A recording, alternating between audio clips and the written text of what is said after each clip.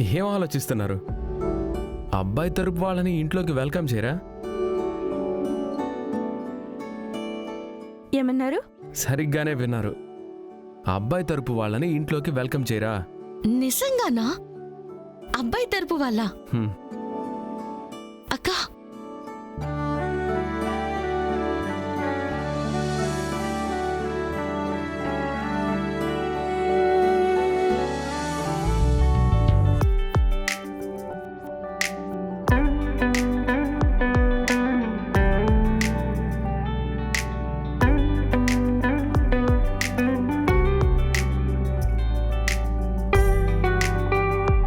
నిత్యా, నిధి, ఎవరితో మాట్లాడుతూ నించున్నారు?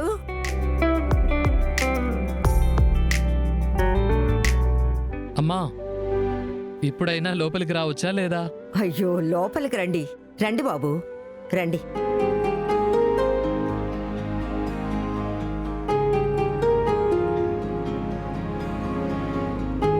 అమ్మా, ఈయన మా నాన్న గిరిరాజ్. నమస్కారం అమ్మా. మా అమ్మ మేనక. నమస్కారం.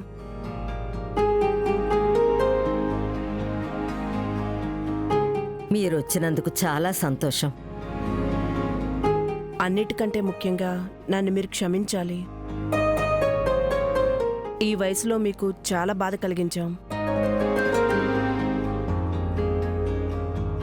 ఎంగేజ్మెంట్కి రాకుండా పెద్ద తప్పు చేశాం. నిత్య, నువ్వు క్షమించమ్మా. పర్లేదంటీ, పర్వాలేదు. అయ్యయ్యో, మీరు క్షమాపణ చెప్పకూడదు. అయినా మీరిద్దరూ మనసు మార్చుకుని వచ్చారు. నాకదే చాలు.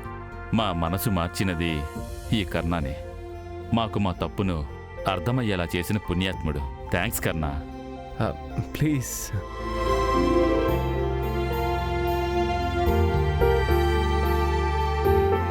అన్ని తనే చేసి హీరో అనిపించుకోవాలన్న భ్రమలో ఉన్నాడు. ఇతన్నే నమ్మి మనమంతా నాశనమయ్యాం. ఇప్పటి వరకు నువ్వు చేసిన ఉపకారాలు చాలు.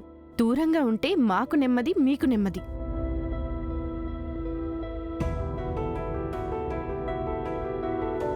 పెళ్లికి ముహూర్తం ఫిక్స్ చేశారని తేజస్ చెప్పాడు. అది మా అనుకూలం చూసుకుని పెట్టాం. మీకది కుదరకపోతే మార్చుకోవచ్చు. ఏమీ వద్దమ్మా, అదే ముహూర్తానికి మేమంతా ఒప్పుకుంటున్నాం. కార్యక్రమం మీరు అనుకున్నట్లే జరగాలి.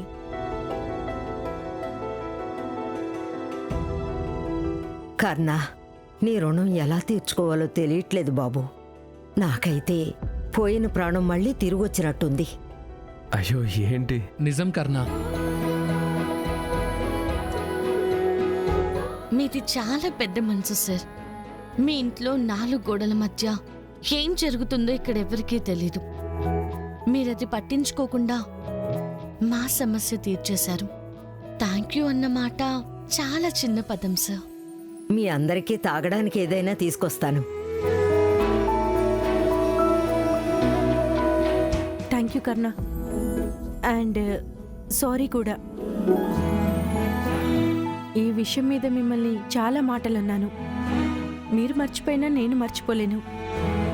సారీ చెప్పాలంటే చాటుగా చెప్పండి. మాటలు అనాలంటే ముందే చెప్పండి. ప్రిపేర్ అవుతాను.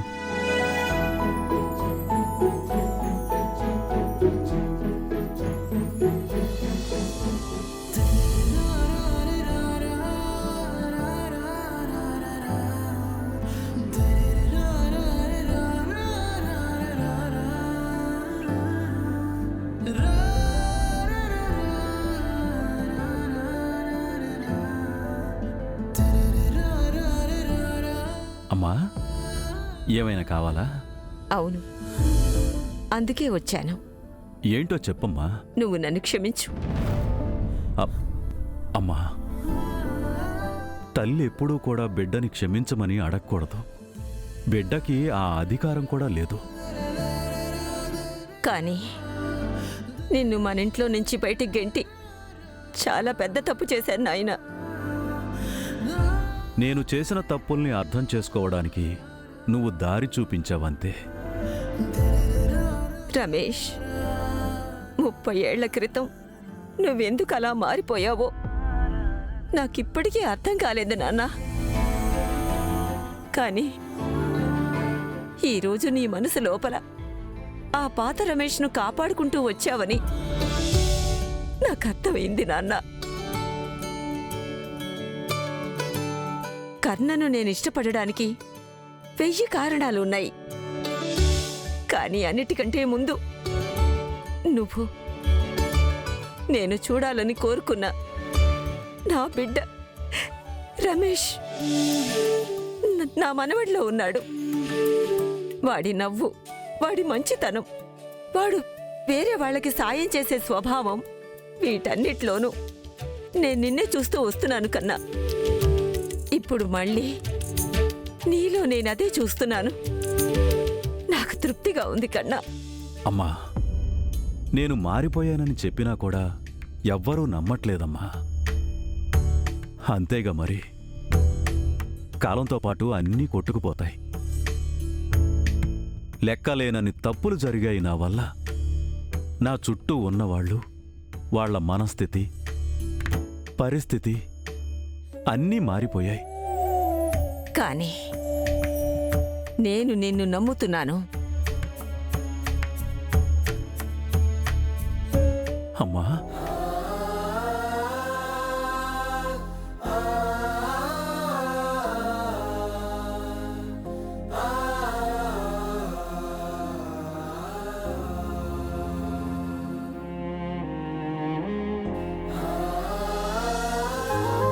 అక్క పెళ్లి ఎలా జరుగుతుందో ఏంటో అని అందరం భయపడ్డాం సార్.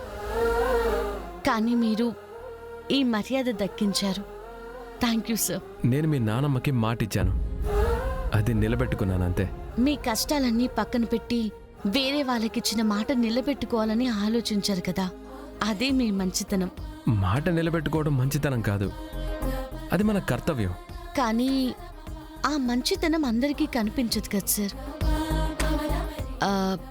మీ ఇంట్లో మీ నాన్నగారు ఇప్పుడు ఓకేనా? ఆల్మోస్ట్. సారీ, మీ ఇద్దరు ఏదో మాట్లాడుకుంటున్నారు. సారీ చెప్పాల్సినంత ఏమీ లేదు. కర్ణాది, నాకు మీరొక పెద్ద హెల్ప్ చేయాలి, అవుతుందా? అక్క, పోయి అవుతుందా అని కర్ణా సార్ని అనుమానిస్తున్నావా? ఏయ్, ఊరుకో, మరి తిక్క మాటలే మాట్లాడు. చెప్పండి, ఏంటి విషయం? నాకు నీది బాయ్ ఫ్రెండ్ ఎవరో చెప్తారా?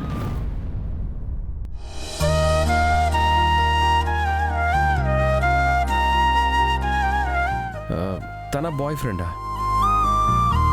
ఆ, పగలు రాత్రి నా బాయ్ ఫ్రెండ్ అలా ఇలా అంటూ తల తినేస్తూ ఉంది. కానీ చూపించమని అడిగితే మాత్రం మాటలే రావు. నాకు 100% తెలుసు, మీ హాస్పిటల్లో లేదా కాలేజ్లోనే అబ్బాయి ఉండుంటాడు. నాకు అతను ఎవరో చూపిస్తారా?